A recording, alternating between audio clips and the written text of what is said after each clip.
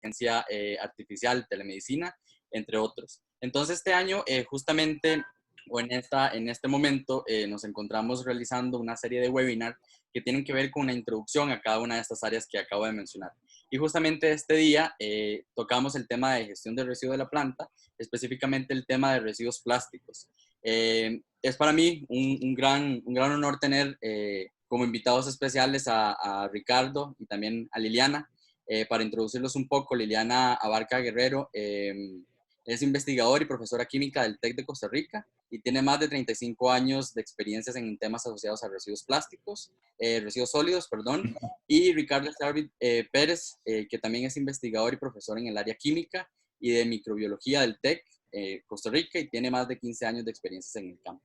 Ellos van a estarnos acompañando hoy, explicándonos un poquito sobre el tema de los residuos plásticos, algunos puntos importantes que es interesante que podamos conocer, ya que estamos planteando justamente en este reto una solución que tiene que ver con los residuos plásticos y toda la información que de repente nos suministren va a ser importantísimo para poder entender y acertar muy bien como respuesta a esta solución que estamos planteando. Entonces, les explico un poquito más cómo va a ser la dinámica de este webinar.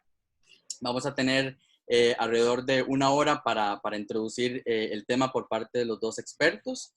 A partir de ese momento van a haber una ronda de preguntas. Si tienen alguna duda, algún comentario, pueden hacer los invitados que están por acá, pero para ello les invito a que por favor desconecten, desliguen sus micrófonos para que podamos escuchar atentamente a la y al expositor. Entonces, Liliana y Ricardo, sin más que decir, pues bienvenidos, cuando ustedes gusten.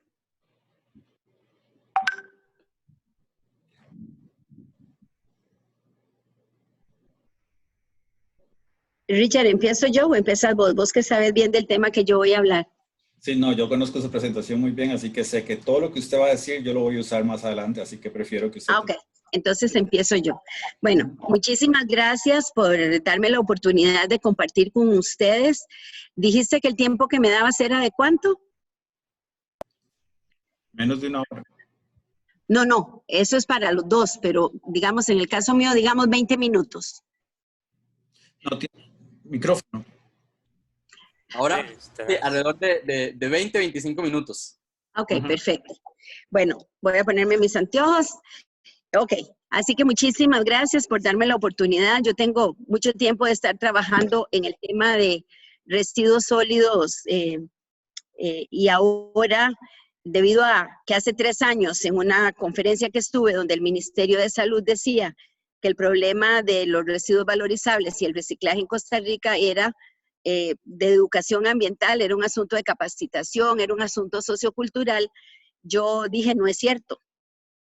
Yo creo que en Costa Rica nosotros los costarricenses hemos llevado un gran camino para el tema del reciclaje y para el tema de separación, y para mí mi hipótesis era que el bajo porcentaje de reciclaje en Costa Rica tiene que ver más con los mercados. Entonces yo siempre pongo el ejemplo de que por qué nosotros no encontramos oro, diamantes, platino en los residuos sólidos. Bueno, porque tienen un valor en el mercado. ¿Y por qué nos encontramos tanto plástico, tanto material orgánico? Bueno, probablemente porque el valor que tiene en el mercado es un valor muy bajo. Y de ahí es de donde surge el interés mío de trabajarlo con Rosibel Rodríguez, que siempre me gusta rendirle honor a ella, una estudiante cuya tesis tiene que ver con barreras para el reciclaje en Costa Rica, y simultáneamente el gobierno, a través de la Agencia de Cooperación de Estados Unidos, CRUZA, y de la GIZ, que son los alemanes. No sé si se enteraron que estábamos trabajando en el tema o empatamos con este tema, y entonces financiaron un proyecto mayor. Entonces yo lo que les voy a presentar es apenas una parte muy chiquitita del estudio enorme que se hizo, pero les voy a presentar el tema de las barreras para el reciclaje. Entonces vamos a ver aquí para compartirles la... Ay, dice que no me permite subir la presentación. Si nos pueden dar permiso para autorizar, o nos pueden colocar como... Sí, porque no me lo permite, entonces... No. Sí, ya les damos acceso, un segundito. Gracias. Okay, gracias. ¿Me decís cuándo?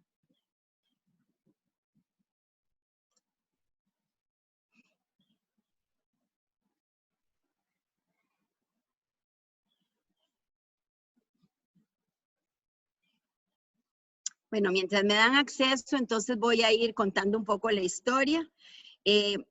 Nosotros, el estudio, decidimos realizarlo no solamente a nivel de los centros de transformación de residuos, sino ver qué está pasando dentro de las municipalidades y los centros de acopio, porque lo que queríamos analizar era la cadena de valor de los materiales valorizables. Entonces, por eso, las barreras que yo les voy a presentar al lado derecho aparecen a quienes afecta esa barrera y están agrupadas en un tema más grande, aunque en realidad nosotros tenemos a nivel de barreras identificadas a nivel, digamos, de lo más pequeñito. Pero para la eran aproximadamente como unas 42 barreras, pero nosotros lo que hicimos fue agruparlas para efectos de poderlas presentar. Ya puede compartir, Lili. Ok, perfecto, gracias. Share. Liliana, creo que ya puedo compartir. Okay. Sí, ya. ¿La pueden ver ya?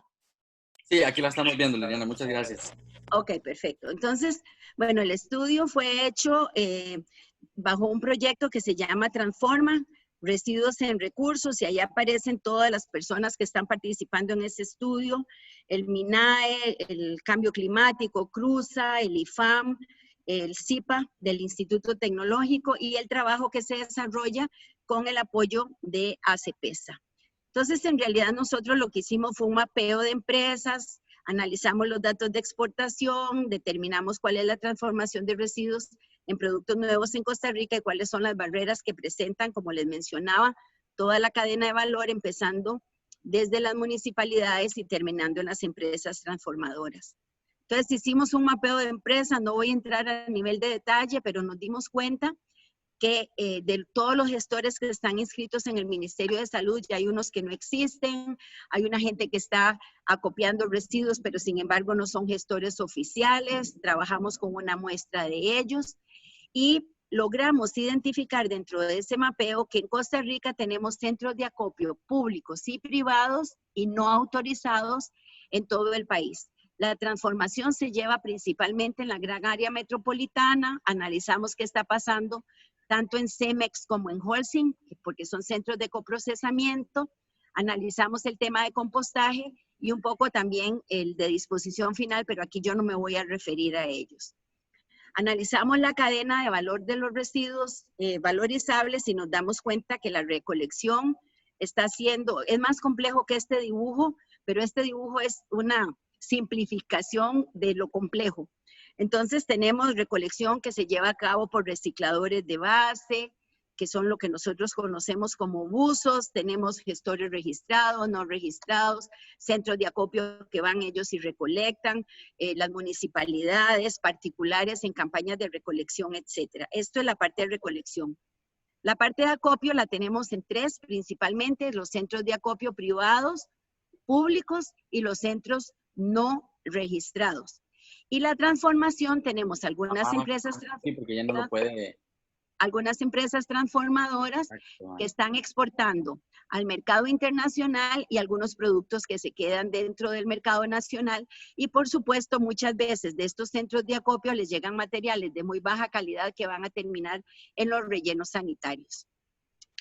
Analizamos recolección, la recolección de la información se dio a cabo en cuanto a recolección y transporte en 5 provincias, de los centros de recuperación para el reciclaje en 7 y empresas transformadoras en 4 provincias, donde analizamos empresas de cartón, de metales, de material orgánico, de vidrio, entre otros. Y además analizamos el sector informal, o sea, esos recuperadores informales. Analizamos, como les mencionaba, compostaje, disposición final y lo que tiene que ver con el coprocesamiento. Y en cuanto a municipalidades, analizamos todas estas municipalidades del país con quienes trabajamos para identificar qué era lo que estaba sucediendo.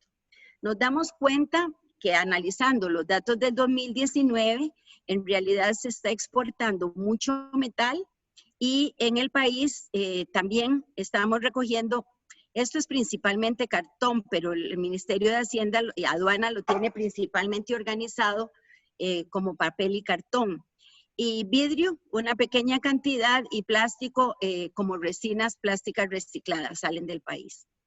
Y los países hacia donde va esto, tenemos una gran cantidad de países, pero principalmente Tailandia, Vietnam, vamos a ver, es que aquí no puedo ver porque me están tapando las fotitos, Taiwán, Vietnam, principalmente. Entonces, pues se está exportando a muchísimos países.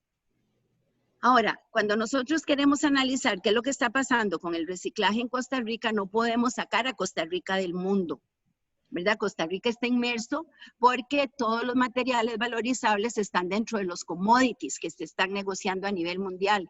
Entonces, muchos de los precios tienen que ver con precios internacionales. Inclusive cuando uno entra en la página de negociaciones de materiales valorizables, ahí uno puede observar el precio que tiene estos materiales dentro de los commodities a la par del café y a la par del algodón, etcétera. Entonces nos damos cuenta que cuando China estaba a punto de tener las Olimpiadas, por supuesto el precio de los metales se elevó porque China se estaba consumiendo el 60% del hierro del mundo a través del acero que necesitaban para las construcciones. En el momento que ya China deja de producir, se terminan las Olimpiadas y ya deja de producir edificios, inmediatamente el precio se viene abajo. Entonces es un precio, los precios a nivel internacional fluctúan muchísimo.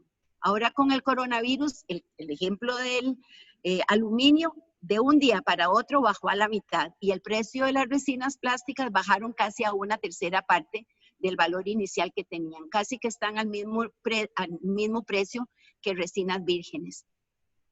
Entonces nosotros nos damos cuenta que dentro del mundo estamos creciendo como población, generando una gran cantidad de residuos sólidos, consumiendo muchísimos recursos. El mundo, debido a esos recursos que estamos extrayendo, cada vez genera más riqueza. Al generar más riqueza, producimos más residuos porque tenemos más acceso a elementos que están ahí en el mercado y lo que tenemos que ver es cómo desacoplamos el crecimiento económico del uso de los recursos. Y ese desacople se ha venido hablando que se da a través de sistemas de reciclaje en los países. Ahora ya tenemos que pensar en otra cosa, porque el problema es que mientras nosotros no desarrollemos nuestros propios mercados, no vamos a tener ese desacople. Imagínense que Alemania, que en todas las conferencias internacionales planteaba, o al igual que Holanda, que andaban en un 94% de reciclaje, con solo que la China haya parado la importación de materiales valorizables, resulta que bajó a un 15% de reciclaje. No pudo, porque ellos contabilizaban todo lo que pasaba en la China como que estaba siendo valorizado. E inclusive todos los materiales que ellos exportan, haciéndose así, que se van en contenedores para África, lo tienen contabilizado como reciclaje, cuando en realidad lo que están haciendo es enviando materiales, computadoras y electrodomésticos, etcétera, etcétera, a otros mercados. Y bueno, Costa Rica no está exento de que esto esté sucediendo, cada vez consumimos más, cada vez producimos más residuos sólidos y por eso la importancia de analizar qué es lo que está pasando con el reciclaje en Costa Rica. Entonces analizamos municipalidades, centros de acopio y empresas transformadoras, donde, digamos, lo más fuerte es la empresa transformadora porque es la que le está agregando un valor, le está agregando un mayor valor. Ya. Es que tenemos estudiantes a cada rato llamando para hacer consultas y mañana tenemos clase, entonces eso es. Así que disculpas, me va a seguir sonando y ahí ya lo voy a apagar. Entonces, cuando analizamos qué es lo que está pasando con los subproductos plásticos, nos damos cuenta que hay una gran cantidad de materiales que se están produciendo a partir de algunos plásticos, no de todos los plásticos. Estamos viendo qué pasa con los materiales ferrosos y no ferrosos, qué tipo de elementos se están produciendo, principalmente elementos para la construcción. Analizamos también qué está sucediendo con el papel y el cartón. Voy a ponerles un ejemplo de lo anterior. La situación está tan complicada que personas, los buzos, recicladores de base, recogían materiales ferrosos y no ferrosos en las puertas de nuestras casas. Ellos se iban a las empresas que estaban transformando metales, esas empresas les compraban los materiales, pero con la factura electrónica ya ellos no pueden vender, porque a las empresas transformadoras les puede caer el Ministerio de Hacienda y les pregunta, bueno, ¿y este inventario de dónde lo cogieron? Ay, es que un señor vino a vendérmelo. Bueno, ¿dónde está la factura electrónica? Como no la tienen, les decomisan los materiales y les cobran una gran multa. Entonces, ¿qué sucedió? Tuvieron que despedir una única empresa, 18 empleados, porque los elementos que ellos producían, que eran tapas de registros, trampas para grasas, coladeras para piso, etcétera, etcétera, ya no la pueden producir porque no tienen materiales y resulta que nos invadieron todos esos mismos elementos, pero desde la China. En el caso del papel y el cartón, tenemos la cartonera, hay varias empresas cartoneras, pero la Cartonera Santana es la única que tiene un molino, tiene una infraestructura instalada gigantesca, pero puede poner únicamente un 40% de los materiales en el mercado. ¿Por qué? Porque resulta que los compradores de esas cartones esas cajas de cartón ya no existen, o están utilizando cajas plásticas o están buscando otros materiales de empaque, entonces se redujo a un 40%. Las municipalidades furiosas con la cartonera porque no les compran todo el cartón que han recuperado y que tienen en los centros de acopio. Entonces, por otro lado tenemos vidrio, envases de vidrio, se cierra uno de los hornos, a lo mejor los otros dos se van a cerrar, no lo sabemos. Tenemos la situación del compost, ¿qué hacemos con esa cantidad de materia orgánica que es alrededor de un 51-52% en promedio para Costa Rica? Bueno, ya les mencionaba que los productos van a mercado nacional y a mercados internacionales. Se generaba antes del COVID aproximadamente 1,046 empleos. La transformación permitía la reducción o emisiones evitadas de gases de efecto invernadero, pero resulta que ahora se cerraron muchas de las empresas y ahí es donde entramos a analizar las barreras. Quiero que sepan que yo les voy a presentar las barreras, pero ya trabajamos las barreras, cada una de manera individual y cómo se pueden superar en el corto, en el mediano y en el largo plazo, antes del COVID, porque ahora ya todo es diferente. Entonces, en ese análisis que hicimos, nosotros lo que nos damos cuenta que desde la parte financiera hay precios muy bajos de los materiales, no se cubren los costos de operación, entonces centros de acopio tienen que cerrar o empresas tienen que cerrar, hay mucho material pero el mercado es limitado, hay costos directos altos, el IVA, las cargas sociales, el precio de la electricidad, el transporte. La zona de Upala tiene que mandar los residuos sólidos a Tecnoambiente, que queda a 129 kilómetros. Golfito los manda a Tecnoambiente, en Miramar, 342 kilómetros. Entonces, trasladar materiales valorizables a la gran área metropolitana también es muy costoso. Y si ustedes observan a la derecha de su pantalla, ahí están esas barreras a quienes afecta. En algunos casos a todos, en otros solo a las municipalidades o al centro de acopio, a las empresas transformadoras. Las empresas transformadoras van a los bancos a pedir plata prestada y le dicen, no les podemos prestar porque tienen que poner como garantía su casa, su carrito, y resulta que no se quieren arriesgar porque es muy riesgoso, ya que los precios son muy volubles. Entonces, la maquinaria no puede ser utilizada como garantía dentro de esos préstamos. Falta de medidas para atender a los recicladores de bases, como que no existieran, los tenemos totalmente invisibilizados. Costos altos en los procesos de formalización. Yo quiero ser una gestora de residuos, pero resulta, hay una mujer que está tratando de reciclar materiales plásticos número 7, que es donde entran todos los materiales que no son ni del 1 al 6, sino que ahí entran los materiales de los que ustedes hablaban, de los anteojos, pero resulta que tienen, no sé, como 82 pasos para poder formalizar la empresa. Entonces llega un momento en que la gente se aburre. Hay barreras institucionales, falta de incentivos fiscales, exceso de requisitos, procesos complejos, lentos, falta de incentivo por parte del gobierno para la adquisición de material reciclado, falta de apoyo de las instituciones, las empresas formales ya no pueden comprar material a proveedores que no tienen factura electrónica que les mencionaba, competencia desleal.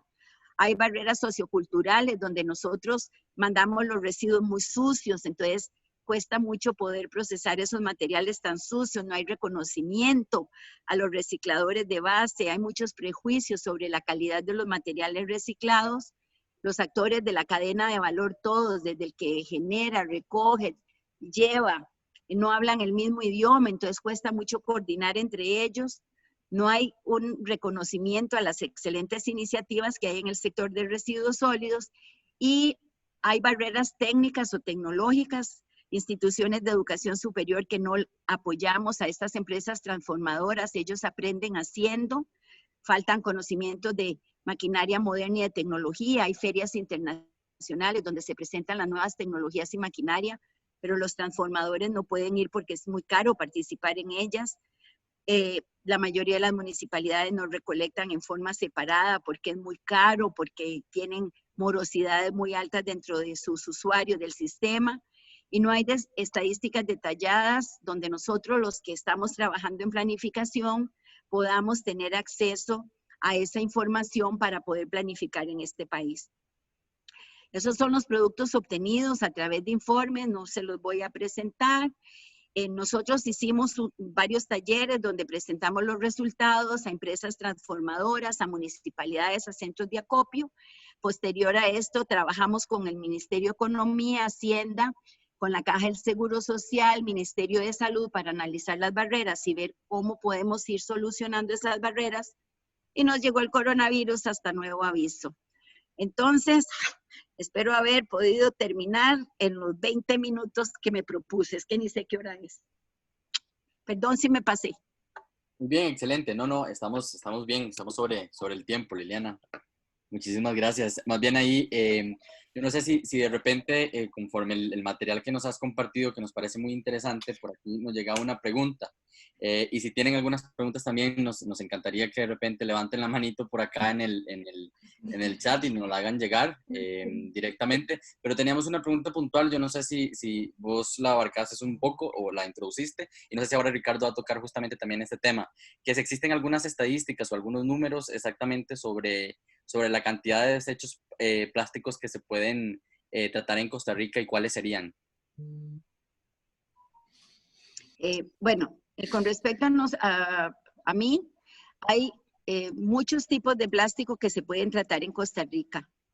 Lo que pasa es con qué calidad están llegando esos plásticos a los lugares donde se están transformando. Las empresas transformadoras de plástico, porque estamos hablando de plástico, prefieren trabajar con plástico postindustrial y no tanto con plástico postconsumo. Entonces, porque el plástico postconsumo es el plástico que llega a nuestros hogares y va muy sucio porque la gente los mezcla, los llena de grasa, no tienen cuidados, les parece que es muy voluminoso. Entonces, las empresas prefieren trabajar con postindustrial, que es todo el plástico de empresas que producen plástico, ¿verdad? Se sabe cuál es la composición de los residuos sólidos, de ahí podemos sacar una identificación de cuánta cantidad de plástico hay, pero dentro del plástico hay muchas variedades de plástico.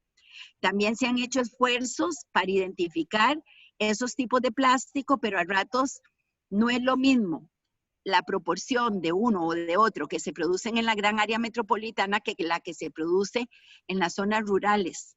Entonces, hacer esos esfuerzos donde hay problema en el tratamiento de esos residuos plásticos de las empresas transformadoras, en realidad es algo que se está trabajando en ver cómo superamos las barreras para ver cómo se puede trabajar entonces esos materiales post-consumo y no solo los post-industriales.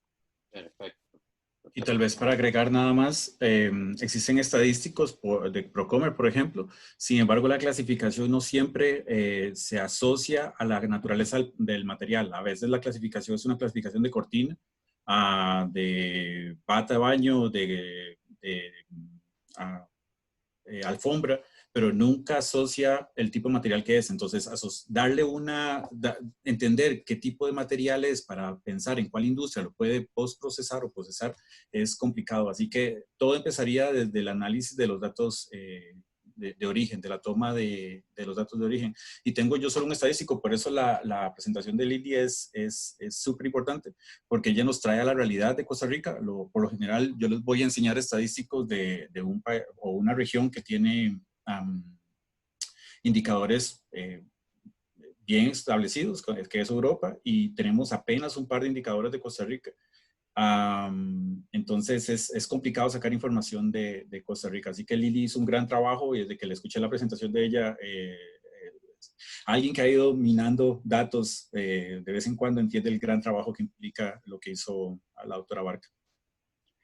Yo quisiera además agregarle una cosita a lo de Ricardo. El problema también es que hay muchas mezclas de plásticos. Entonces, ¿cómo hacemos cuando vos tenés un plástico que es una combinación de 3 plásticos distintos, cada uno con un 33%, por poner un ejemplo? ¿Cómo hacemos? ¿Cómo lo clasificamos? ¿A dónde lo ponemos? Hay cepillos de dientes que tienen una combinación de plásticos, hay otros que tienen otra. Entonces, no es tan fácil simplemente venir y decir, esto es polietileno de baja densidad o polietileno de alta densidad. Tal vez ese es el componente mayor, pero además tiene otro montón de plásticos. Y las resinas recicladas, como les enseñé ahí, hay una persona que transforma resinas y que está exportando muchísimo y él me dice, yo hago mezclas, a ver cuál resina me funciona. Él ni siquiera sabe cuál es la composición de esa resina, porque hizo mezclas. Entonces ahí es donde el problema se hace todavía mayor. Sí. Muchísimas gracias, Lili y Ricardo, por acotar a esta pregunta.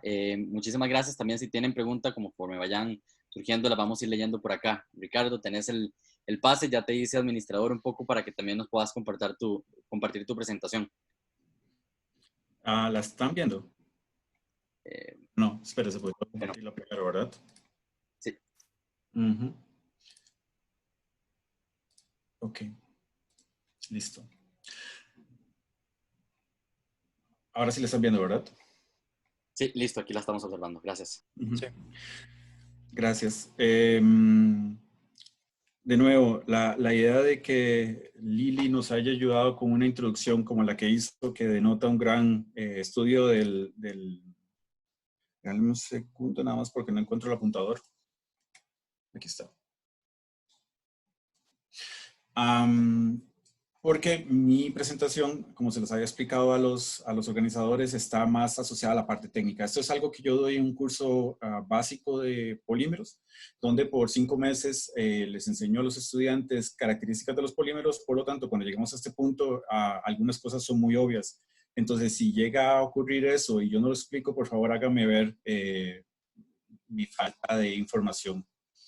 Para empezar esta charla, es importante, como lo mencionó Liliana, acerca de las posibilidades de reciclaje, que hay que tener claro cuál es la estructura química de los polímeros que se están hablando, porque esta estructura química va a tener un efecto sobre las propiedades, esto va a tener un efecto sobre las propiedades físicas, que eventualmente en algunas aplicaciones implica respuesta mecánica, y el procesamiento se ve afectado por cada una de estas otras variables. Significa que todo tiene que ser considerado. Por eso a la hora de hablar sobre reciclar un material y hablar de mezclas es complicado, porque significa que usted ya está asumiendo que una mezcla de materiales va a tener una única propiedad, con una única estructura, y que se va a poder procesar de una única manera, lo cual es difícil en muchos de los casos. Entonces, tal vez esta diapositiva también es importante ilustrarla porque me va a ayudar a cerrar la presentación. En el desarrollo de los polímeros está primero la invención, después está la diversificación de aplicaciones. Hay un efecto que estamos viendo y que es el que nos está trayendo a esta charla, que es la acumulación en el medio ambiente, el impacto al medio ambiente, valga la redundancia, el efecto en los humanos, en la salud de los humanos, que es algo que estamos viendo muy importante, muy seguido en las noticias, y finalmente se genera una legislación para evitar que esto siga ocurriendo.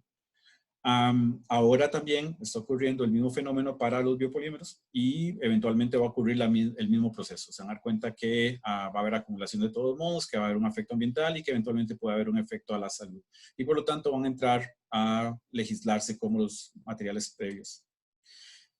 Como les mencioné, todo lo que hizo la doctora Barca es de gran importancia porque trae estos estadísticos a una realidad nacional. Estos son estadísticos obtenidos en Europa, los cuales pues, son de mucha confianza y se puede ver la tendencia generalizada a aumentar el consumo de plásticos. Esto es 2013.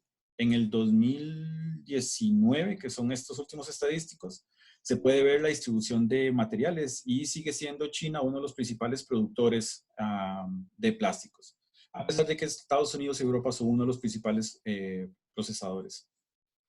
Y como lo mencionó la doctora Barca, existen muchos materiales poliméricos y esta estadística es muy importante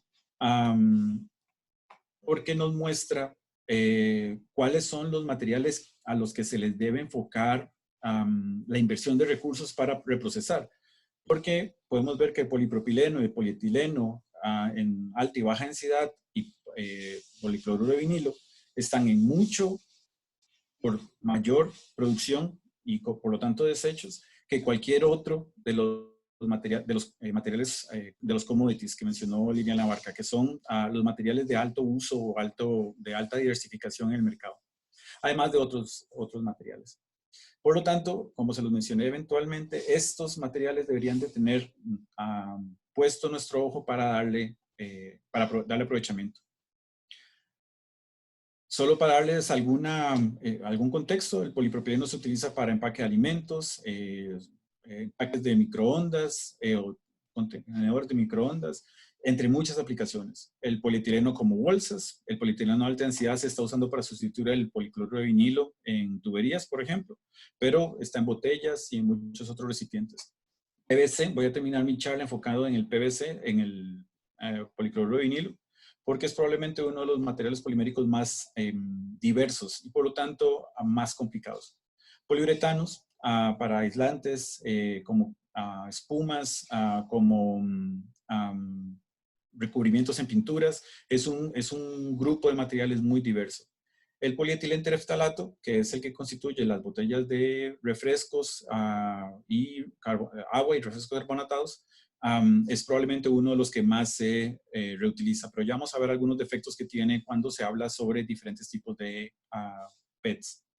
Y el poliestireno y sus copolímeros, este es importante en el país porque hay una legislación en este momento que prohibió la importación de este tipo de materiales que se utilizaba, o uno de los principales contaminantes era los cubiertos y vajillas plásticas, pero nos empieza a preguntarse cómo se va a sustituir esos materiales. Además de todos los demás materiales poliméricos que existen en el mercado. Y puse en amarillo, está marcado, el policarbonato porque es como el material que nos trajo hoy a reunirnos. Esta otra gráfica es la misma de la anterior, solo que a través de figuras podemos ver toda la variedad de aplicaciones y cómo está presente en nuestro día a día los materiales poliméricos. Este es el único estadístico que pude sacar más o menos de los datos generados por Procomer. Procomer tiene un listado de materiales de naturaleza plástica o polimérica que se importan y que se exportan. En Costa Rica hay mucha industria maquilera de dispositivos médicos que importan resina y que exportan resina. Por eso se ve esta diferencia.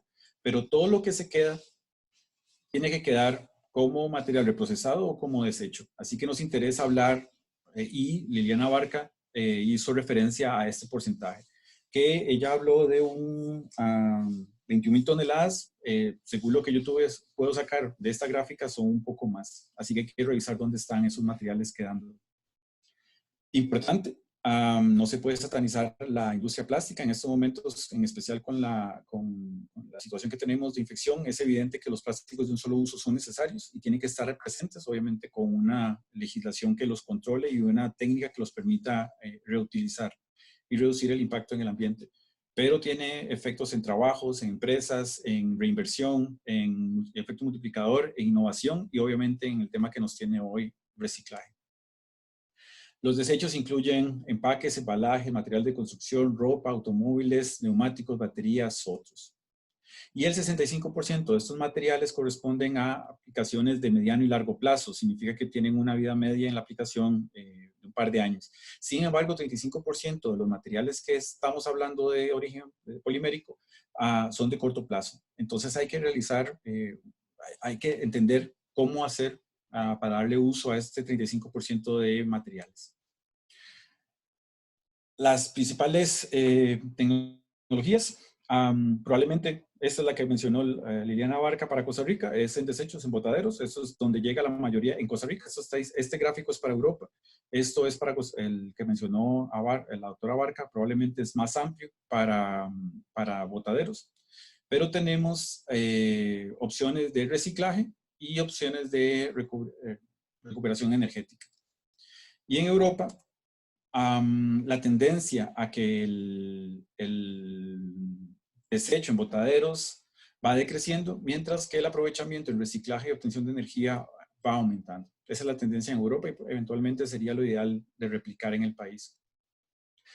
Algunos conceptos que mencionó la doctora Barca que son importantes de considerar acá es el concepto de reproceso. Eso es cuando el material se genera en la industria y se vuelve a meter en el mismo proceso de fabricación. Eso es muy común en las industrias de inyección o extrusión, donde las mermas, las arañas y los cortes se vuelven a meter en el proceso de inyección y extrusión. Los residuos postconsumo son aquellos que ya vienen de otras fuentes, que son los que mencionó la doctora Varga, que no son bien vistos por la variabilidad y por la falta de conocimiento sobre su formulación original. El reproceso, por lo general, el producto está claro cómo está formulado, mientras que en residuos postconsumo no está muy claro cuál es la naturaleza del material polimérico ni su formulación. Residuos postconsumo es un material que no ha sido empleado en productos de consumo, y reciclado postconsumo es el término que se utiliza para manejar los desechos que se van recolectando, como lo mencionó la doctora Barca, de diferentes fuentes. Obviamente la primera estrategia siempre es reducir. Entonces lo primero que se tiene que hacer cuando se está hablando de plásticos es tratar de reducir esa fuente de desecho, y hay ejemplos muy sencillos como lo que ocurrió con las bolsas de supermercado, las bolsas de polietileno típicas de un solo uso o varios usos, donde solo mejorando el procesamiento, dándole orientación a las cadenas poliméricas, se puede reducir 5 veces el espesor de la bolsa, mejorando las propiedades mecánicas comparado con una bolsa previa. Lo que quiere decir que utilizaron 5 veces menos material, o que se pudieron producir 5 bolsas más a partir de la misma formulación original. Esto es una forma para reducir el desecho desde la fuente. Los polímeros se clasifican en 7 categorías en función de su volumen de producción o su capacidad de reciclaje. Entonces, el polietileno tereftalato, como ya se lo mencioné, que es el de las botellas, es el número 1. El polietileno de alta densidad y el polietileno de baja densidad están clasificados de 2 maneras diferentes. El policloruro de vinilo es una clasificación 3, el polipropileno es clasificación 5 y el poliestireno es clasificación 6. Cualquier otro material polimérico se clasifica en grupo 7. Por eso ya la doctora Barca mencionó el hecho de que el ABS, el SAN, poliuretanos, poliamidas, otros poliésteres, todos entran en esta clasificación. Y como se los mencioné, las propiedades de todos estos materiales, la respuesta física, la procesabilidad varía entre ellos. Por lo tanto, no se puede simplemente mezclar. Es tanto así que, por ejemplo, el polietileno tereftalato que forma las botellas es el mismo que constituye la ropa, el tejido sintético de la ropa. Sin embargo, el hecho que tengan diferentes masas moleculares hace que sea difícil mezclarse. Y los materiales multicomponentes no son fáciles en todos los casos de separar. En mi curso, yo, por ejemplo, hablo de la botella de Coca-Cola o la botella de refresco, perdón, donde el PET está mezclado con un cierre de polietileno. Pero actualmente todavía es más interesante este tipo de desechos electrónicos, donde es una mezcla complicada de materiales poliméricos y electrónicos, lo que hace más retador el manejo de este tipo de desechos. Para el manejo de polímeros hay 4 categorías: un reciclaje primario, obviamente secundario, terciario y cuaternario. En el primario es lo que se está hablando de reproceso. Significa que el material que sale del proceso de la empresa se reutiliza nuevamente en la producción. Eso es relativamente viable con polietileno, polipropileno, pero la capacidad de reciclaje del PET es baja, es de 3 o 4 ciclos de reciclado. Y la del PVC, por su naturaleza, también está en un par de ciclos nada más, aparte del poliestireno. Lo que hace que los porcentajes de reciclado con materia prima no suban más de un 5% en muchas de las aplicaciones. Así que es una opción muy común en la industria, pero sigue siendo una opción limitada. El reciclaje secundario es en el cual usted se toma un material que ya pasó su vida de consumo y se le da se le transforma para darle otra aplicación normalmente de menores demandas mecánicas, físicas o térmicas. Y puse como ejemplo este bloque de madera plástica que se vende en Europa, pero lo puse, por ejemplo, porque en el país también se genera este tipo de productos. Esta es una opción interesante. Permite mezclar la misma materia con polietileno, polipropileno o PVC, etcétera, en proporciones que podrían ser interesantes comercialmente, y se puede fijar por un par de años más en una aplicación como construcción. En este caso, ya es importante que se tiene que hacer una colecta. El material, como se puede ver en esta imagen, se tiene que colectar, reducir el tamaño. Y es importante reducir el tamaño porque en el procesamiento, por lo general, extrusión o inyección, requiere que el tamaño de partículas sea de medio centímetro aproximadamente. Partículas más grandes tienden a hacer que el proceso se limite porque se taponea la boquilla de alimentación y por lo general hay una persona con un palo de madera empujando la material hacia el tornillo. Una de las complicaciones de esa parte es que la molienda, cuando hay fricción mecánica para reducción del tamaño de partícula, no solo reduce el tamaño, sino que también genera calor. Y ese calor puede llegar a degradar materiales tipo PVC. Así que siempre hay un problema de degradado, a pesar de que el proceso es únicamente físico.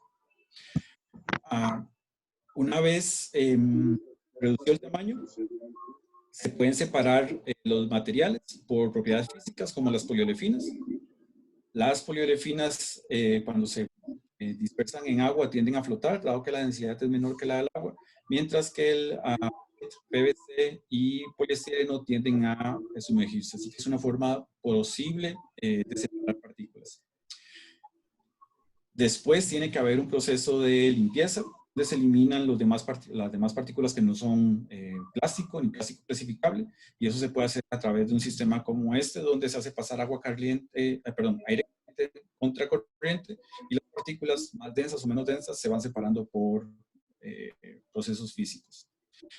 Este es un típico esquema de un proceso industrial, solo para separar el tamaño de partícula. Y dejé esta referencia porque es una referencia vieja, es de 1989, y ya en 1989 existía la tecnología. Quiere decir que es algo que está más que conocido. Si no se pudo purificar la materia, se puede utilizar otro proceso, que es la disolución. Se puede mezclar con solventes. Cada uno de estos pasos que les estoy mencionando implica una inversión económica. Y el uso de solventes que se pierden o que se ensucian también implican un gasto en el proceso de reciclaje. Entonces, si se tiene una mezcla de sileno con ciclohexanona, es posible separar el poliestireno del PVC, del polietileno baja densidad y del polipropileno en 3 fases diferentes, por solubilidades o por su carácter insoluble. Posteriormente viene el reciclaje terciario, en el cual el objetivo no es reprocesar el material en una forma diferente, sino degradar la cadena polimérica para obtener moléculas orgánicas que podrían ser el monómero para volver a producir el polímero, o alguna molécula que tenga un valor industrial interesante. Y hay 2 técnicas principales para hacer este proceso, que es la pirólisis y gasificación. Y finalmente, el reciclaje cuaternario es en el cual el polímero se utiliza como una fuente de energía, solamente para eso. La recuperación del monómero es interesante, dado que me puede generar un polímero de la misma naturaleza del que partió. Por ejemplo, el poliestireno y el polimetilmetraquilato, que son todos materiales de uso muy común, si se calientan en una fuente de radicales libres al vacío, pueden producir sus monómeros. Y el PDS, que es un silicón típico, Si se calienta en hidróxido de potasio al vacío, puede generar el monómero cíclico.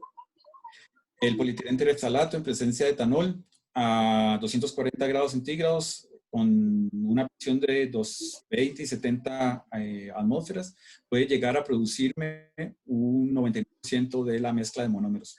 Los poliuretanos tratados con también pueden llegar a generarme un 60 o un 83% polioles y diaminas.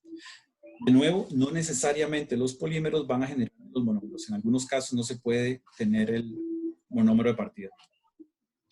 Y enfoqué la presentación al PVC, el policloruro de vinilo, dado que este es un material increíblemente diverso. Se encuentran en aplicaciones de corta duración como material de embalaje para alimentos, en limpieza, en textiles, botellas de envases de bebidas y dispositivos médicos. Y en para larga duración están en tuberías, en marcos de ventanas, en aislamientos, en pisos, revestimientos, láminas de techo, entre otros. Es increíble la cantidad de aplicaciones en las cuales ustedes pueden encontrarse el policloruro de vinilo. Y esta gran diversidad de aplicaciones está asociada a una capacidad de formulación muy amplia. Por lo general, el policloruro de vinilo viene mezclado con cargas en un 30% y con especificantes en un 50%, lo que hace que sea un material todavía más diverso. Les traje esta referencia acerca de es una revisión bibliográfica sobre muchos artículos de reciclaje de PVC y como se menciona en Alemania, que el reciclaje de algunas aplicaciones de PVC se puede lograr. Esto es casi a nivel de postproceso, no es postconsumo. Significa que las partes que se están generando probablemente se pueden volver a meter en el proceso de fabricación.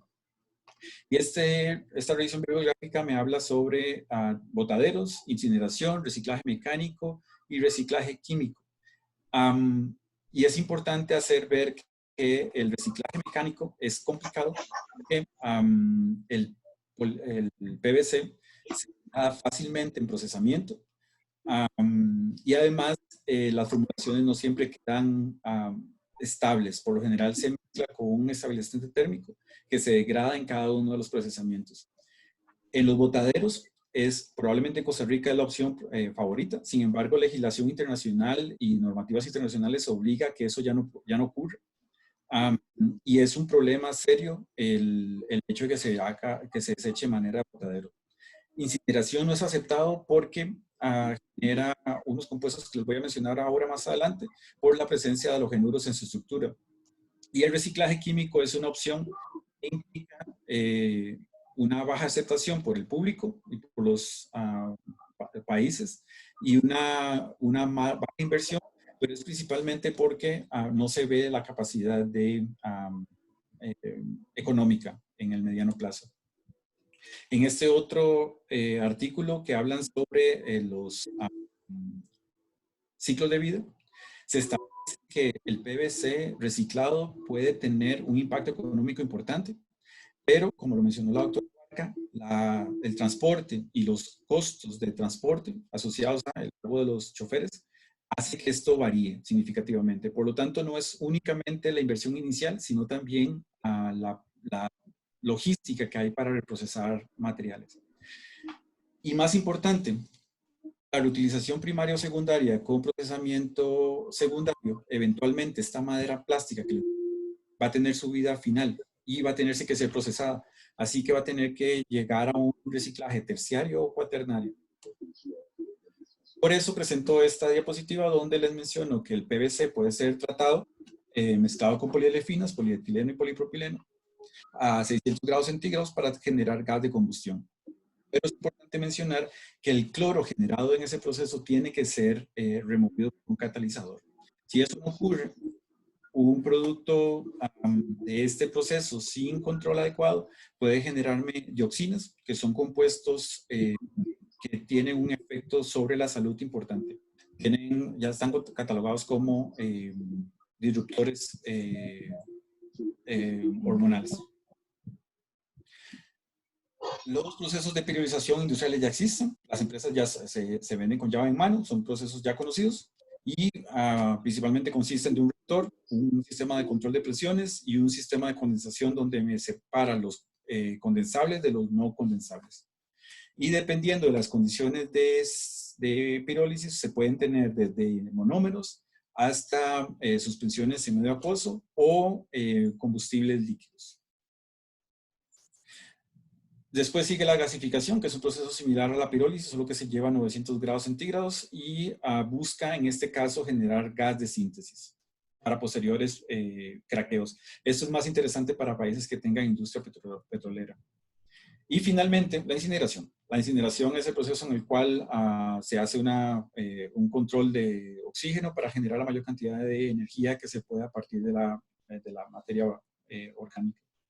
Y en Costa Rica tenemos hornos cementeros que fungen con esa aplicación.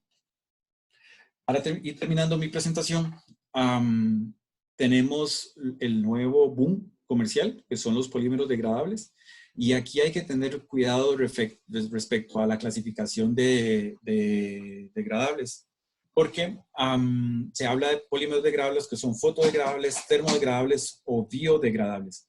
Pero hay un vacío sobre qué significa cada uno de esos. Porque, por ejemplo, el polietileno y polipropileno son fotodegradables. Desde que se descubrieron se sabe que son fotodegradables. El poliestireno y el polietileno tereftalato ya está definido que son biodegradables, el poliestireno por gusanos y el polietileno tereftalato por los procesos enzimáticos. Y el PVC se conoce de su fabricación que es termodegradable. Entonces, hace falta una legislación que permita separar qué son polímeros correctamente degradables a los que se busca en esta clasificación, que son polímeros que vienen de una fuente orgánica y van a terminar en una fuente orgánica. Para esos podemos mencionar policaprolactonas, polímeros de ácidos grasos como sebáceas. Esos son algunos de los materiales típicos, biodegradables típicos que se buscan utilizar. Y aquí tenemos un esquema de cómo se sintetizan. Un ejemplo típico es el ácido láctico. Ese es el comercialmente más común. Se topa en muchas aplicaciones que se les está dando, se está tratando de sustituir commodities. Y no importa la ruta sintética, siempre se trata de llegar a tener un polímero de alto peso molecular. Este polímero de alto peso molecular tiene propiedades mecánicas interesantes para ser utilizadas en aplicaciones para sustituir el PET o hilos o estructuras mecánicas de baja carga. La idea con estos materiales es que yo pueda tomar esta cadena polimérica, disponerlo en una compostera y eventualmente que este material se degrade por acción bacterial, dado que cada una de estas unidades repetitivas es parte de un ciclo biológico ya establecido. Una de las críticas más importantes a este proceso es que hay una inversión energética para producir estos materiales. Y en el momento en que usted lo desecha como un residuo biológico normal, está perdiendo esa energía química invertida en ese proceso sin recuperarla ni siquiera por reciclaje cuaternario, que es la incineración. Ese es un punto de discusión. Y después que no necesariamente este material es tan biodegradable como en algunas etiquetas se vende, lo que haría que una botella de PLA y una botella de PET puedan permanecer años en un ambiente no controlado sin que haya o que ocurra degradación. Por lo tanto, esta parte, como se lo mencioné en la segunda diapositiva, hay un desfase entre la legislación para poder decir qué es qué.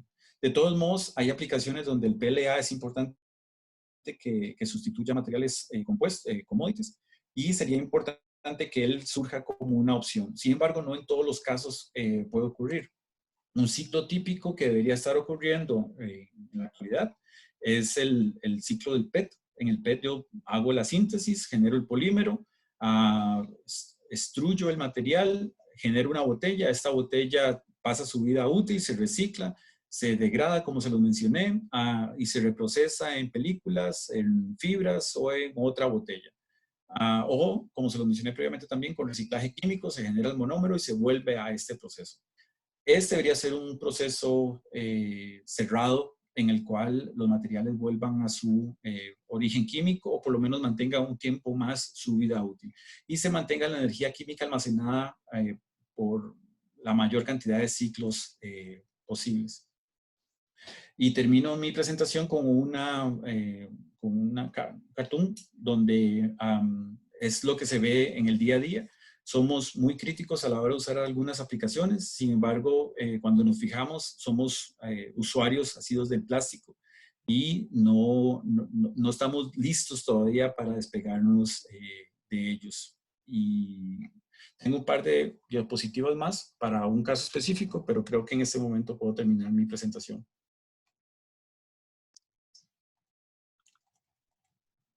Excelente, excelente, Ricardo. Muy buena introducción en tan poco tiempo. Quisiéramos quedarnos conversando mucho más sobre ese tema súper interesante que nos acabas de conversar en este momento. Y justamente para ir amarrando un poco, vieras que nos acaban de llegar un par de preguntas que de repente, para encadenar esto que nos explicabas de los tipos de plásticos y a partir, digamos, de todas esas experiencias que estamos teniendo con el objetivo de encadenar un poco ideas, proyectos, sobre soluciones reales a problemas existentes o necesidades latentes, justamente nos llegan un par de preguntas que ahí de repente también Lili nos podría ayudar. Es, ¿cuál es el mayor reto en convertir estos desechos polímeros en productos sostenibles? Es una pregunta muy interesante que de repente ahí nos puedes apoyar un montón. También tenemos otra que es, ¿debemos de dejar de producir plásticos y cuáles podrían ser?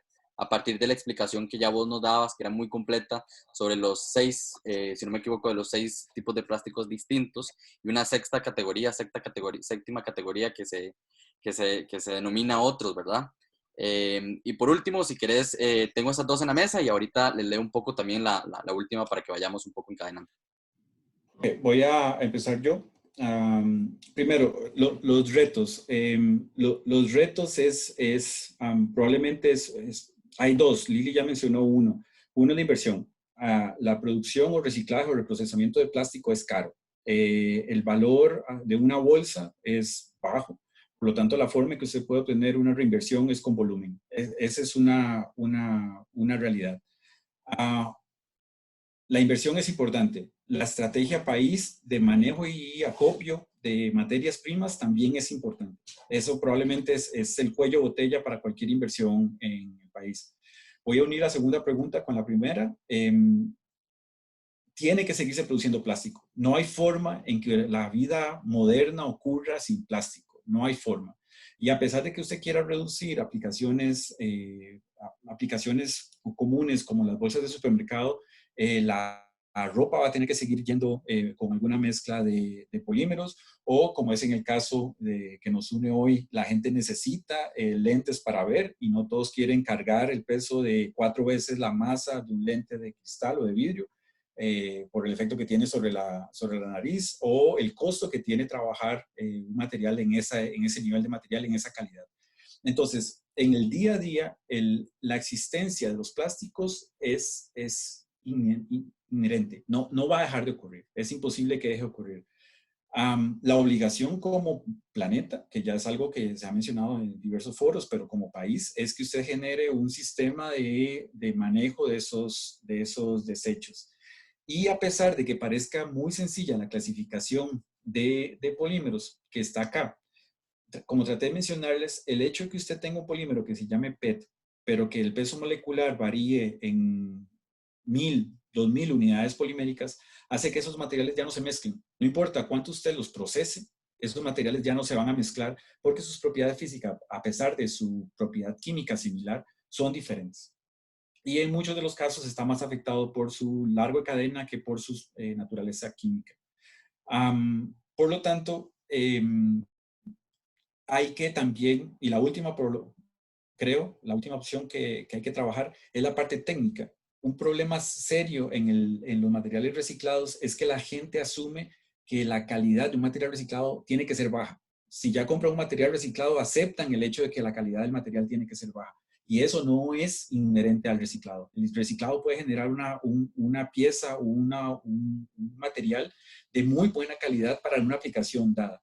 Pero, como lo mencionó Lili, la industria en el país, por lo menos se lo puedo hablar en el país, porque no tengo experiencia en ese tipo de industria fuera del país, no tiene ese cuidado. Entonces, mezcla materiales del grupo 2 con materiales del grupo 1. Y probablemente en el procesamiento no se ven diferencias, pero cuando ustedes hacen un enfriamiento por su propia naturaleza, los materiales van a separarse porque no tienden a mezclarse y eventualmente van a fallar en su aplicación por una mala base técnica.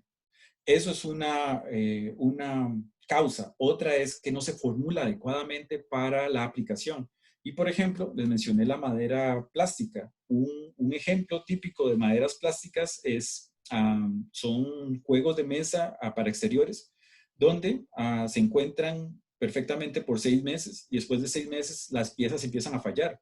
Y es porque no se les puso un aditivo contra la radiación ultravioleta y el material falla mecánicamente porque se degradó. Entonces, no es necesariamente que el material reciclado es de mala calidad, es que hay una baja base técnica que ayude a que la aplicación final cumpla con las especificaciones requeridas. Por lo tanto, resumiendo, inversión inicial, un sistema de acopio y legislación que permita apoyar el manejo de estos desechos. Obviamente todos los que le mencioné de separación, porque lo importante es que todo esté separado, y eventualmente una muy buena formulación en función de su aplicación, porque no es nada más meter y sacar, no es nada más hacer una tabla y va a funcionar para el resto de la vida. En algunas ocasiones funciona, como lo dicen, alguna producción va a salir, otra producción va a fallar. Entonces es importante que se considere todo. Por eso la primera diapositiva que les presenté probablemente es la más importante para mí. Las estructuras químicas, como las propiedades, como las estructuras físicas, están asociados al procesamiento y no necesariamente todos los materiales se procesan de la misma manera, no todos tienen la misma estructura química, no todos tienen las mismas propiedades y no todos se pueden mezclar para tener una formulación final. No sé si me extendí mucho en la respuesta. Excelente, excelente, muy bien, muchas gracias. Ahí no sé si Lili nos quiere apoyar un poco con esa respuesta o si no pasamos a una de las preguntas que tenemos a continuación. No, me interesa muchísimo porque, bueno, lo primero, estoy totalmente de acuerdo con Ricardo que nosotros no podemos eliminar el plástico. Yo creo que el plástico se va a eliminar solo cuando nos terminemos con todo el petróleo o los materiales y tal vez para cuando eso, y los materiales de donde provienen los distintos materiales poliméricos que estamos utilizando. Yo sí creo que lo que nosotros como sociedad tenemos una gran responsabilidad es de disminuir la cantidad de plástico que consumimos. O sea, la solución no es decir, eliminamos todos los plásticos del mundo y ahora veamos a ver qué vamos a hacer. No. El ejemplo de los anteojos me pareció interesantísimo ya que estamos en este tema de Asembis. Pero lo que sí es que nosotros como sociedad, si tenemos más conciencia de lo que está pasando, probablemente podemos reducir el consumo. Y podemos reducir el consumo. Voy a poner algo tan sencillo. Cuando uno va a la feria del agricultor, bueno, ¿por qué no llevar bolsitas y no pedir que un pepino en una bolsa y un tomate en otra bolsa y una zanahoria en otra bolsa? ¿Verdad? Entonces, desde esa perspectiva sí tenemos esa responsabilidad. Lo segundo, no sé si Ricardo lo sabe, pero lo quiero compartir con ustedes. Íbamos a trabajar con un estudiante de tesis en el tema del desarrollo de estándares de calidad para las resinas recicladas en Costa Rica. Y ya en Inteco está el estándar aprobado, está en proceso, no sé si eso será que lo hacen publicado o está en un proceso de consulta, pero ya existe esa normalización de Inteco. Entonces yo creo que eso va a permitir muchísimo el obtener resinas recicladas de mejor calidad a partir de los estándares que están definidos.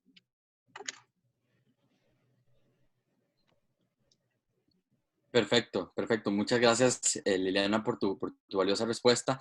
Aquí también tenemos una pregunta que nos hace llegar Gina, justamente nos pregunta si se podrían plantear un proceso menos industrializado para poder reprocesar el plástico de desechos de lentes. Así empezó esta discusión en algún punto, así que voy a tomarme Adelante. Sí. Atrevimiento a empezar, tal vez Lili nos ayuda después, pero vamos a ver. Sí, dependiendo, lo más importante aquí es definir cuál va a ser su aplicación final.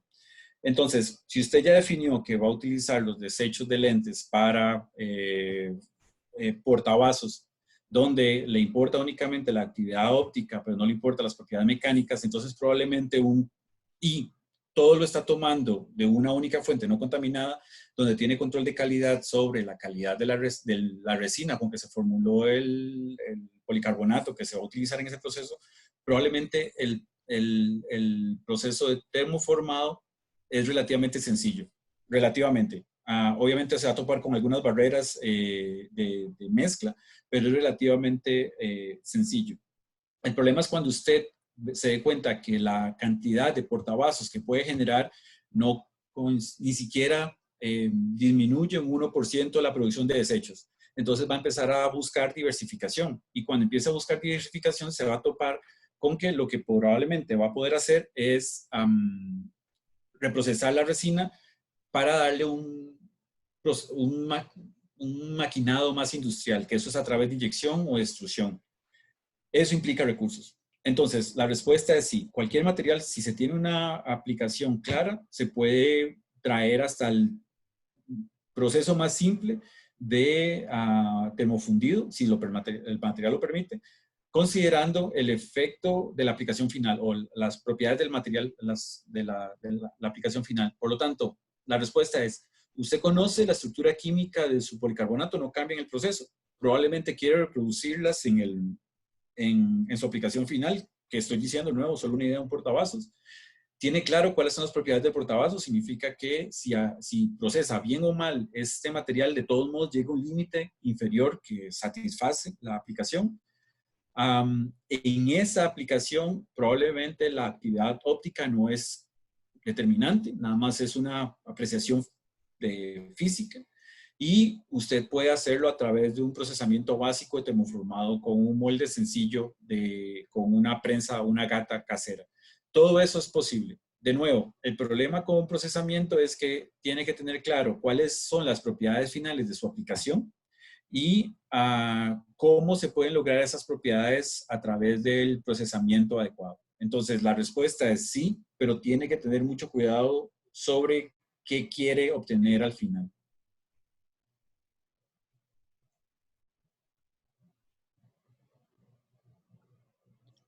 Excelente. Yo quisiera agregar una cosita. En Costa Rica, por ejemplo, para policarbonatos hay una experiencia ¿cómo se llama esta empresa grandísima, la que hace carreteras? Pedregal, que están haciendo experimentos donde están agregando todos los materiales para el tema de las carreteras, que ellos llaman carreteras plásticas. Me indicaban ellos que ya habían hecho pruebas y para los 100 metros de carretera plástica que habían producido, habían tenido muy buenos resultados, pero la inversión en tecnología es una inversión muy alta. Estaban buscando socios para esto. Hay algunos esfuerzos que se están haciendo en Costa Rica para este material número 7, los policarbonatos. Hay una mujer que se llama Olivia, es una inglesa que ha tratado los policarbonatos preparando una resina que sirve como en lugar del granito para hacer superficies, ya sea de muebles de cocina, de mesas, pero está a nivel de planta piloto, donde se requiere inversión, se requiere tecnología. Entonces, en el caso específico del policarbonato, entiendo que hay algunos esfuerzos desde algo exótico, llamémoslo así, que iría para un grupo meta, que son personas que tienen mucho interés en el ambiente y entonces desarrollan estas aplicaciones para sus casas de habitación, considerando las casas de habitación ambientalmente amigables, o desde mezclarlo todo, como pasa en Producol, con la madera plástica, pero con cantidades pequeñas, o en el caso de Pedregal, con cantidades mayores. Pero yo pienso que todo está más al nivel experimental. Y solo para terminar con esa idea, porque los dos emprendimientos yo los conozco y son emprendimientos con mucho corazón, pero lo que menciona la doctora Barca acerca de la parte experimental es muy crítica, porque si ustedes no tienen claro cuáles son las demandas mecánicas de su aplicación, eventualmente no van a poder satisfacerlas. Y, por ejemplo, en las aplicaciones de asfaltos, los asfaltos tienen una característica que hace difícil mezclas altas de otros polímeros. No importa si es policarbonato, ABS, PET, lo hace complicado. No es una prueba, no es una mezcla fácil. Inclusive en experimentos que se han hecho en Europa, no se busca sustituir a la piedrilla en el asfalto, como se trata de hacer en el país. sino que se trata de sustituir el aditivo que se utiliza para mezclar el asfalto con la piedrilla, que eso es una aplicación completamente diferente y una visión completamente diferente de la evaluación, de la capacidad de sustitución o de un material. Por eso sigo diciendo que es muy importante tener claro cuál es el norte al que se está buscando sustituir con este material reciclado. Excelente, yo creo que vamos finalizando ya. Muy completa la introducción, Ricardo, Liliana, agradecerles una vez más por todo esta información, todo lo que nos traen con respecto al tema de plásticos y justamente en el marco de los retos de innovación abierta, en el tema de residuos de la planta y demás. Yo creo que viene muy completo a los chicos que están desarrollando ideas y proyectos que quieren dar soluciones con esto y les ha quedado de alguna manera esta pincelada tan amplia con el poco tiempo que tenemos, toda la información que ustedes muy amablemente nos han compartido. Nos encantaría nuevamente tenerlos como expertos encadenados a este proceso, porque vemos ahí un montón de comentarios que ya están ansiosos en poder conocer un poco más de ustedes y también tener la oportunidad de conversar.